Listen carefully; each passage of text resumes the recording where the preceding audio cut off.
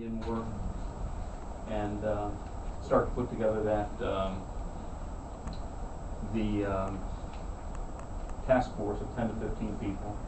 And if anybody has some suggestions or there's interest from the public, anybody that'd be interested in being involved in that, we'd welcome your participation.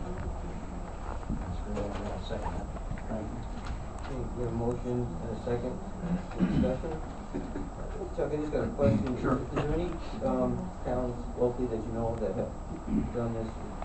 You know, I don't know that it's been done this way, but I know the town of Northumberland has done, they formed a 501c3. I don't know if they follow this particular model, but I know they formed a 501c3, and their town park that they're building off Route 29 is being built with this kind of funding. So, Yeah, I think it's been in a number of cases.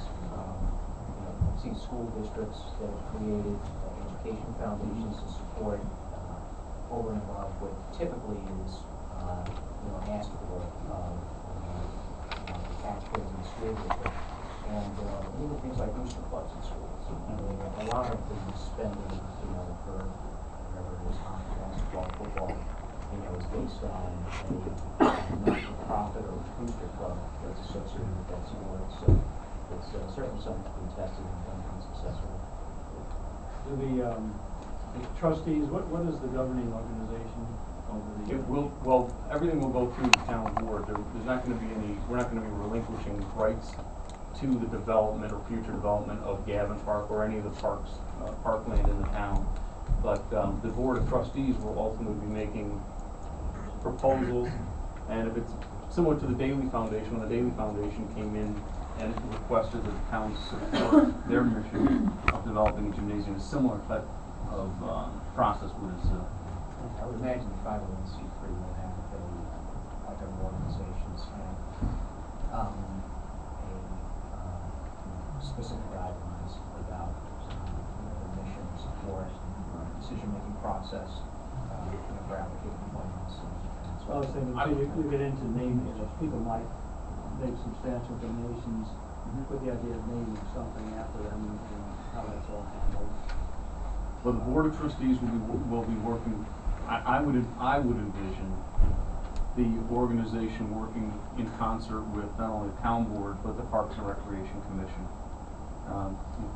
Obviously closely with staff over there, so there'll be a lot of checks and balances, and I think that only good things will come of it. I think it's a great idea too, because you're going to get people in the public donating money towards something that might be of great interest to them, but not necessarily general interest to all taxpayers. A great way for them to target what they could do. It could be used for other types of improvements as well, that maybe aren't as general type of improvements. One of the things that's prompted this is that we've had people in the community who have offered to do things and donate big money, but there's really not a venue. When I'm as a town board member, I don't feel comfortable asking people for donations. I don't think it's appropriate. It may not even be legal. And I know staff is prohibited from doing that. So we really need to have a legal entity that can do that. And I think this is, again, I just think it's a win-win for everybody. Really, yeah.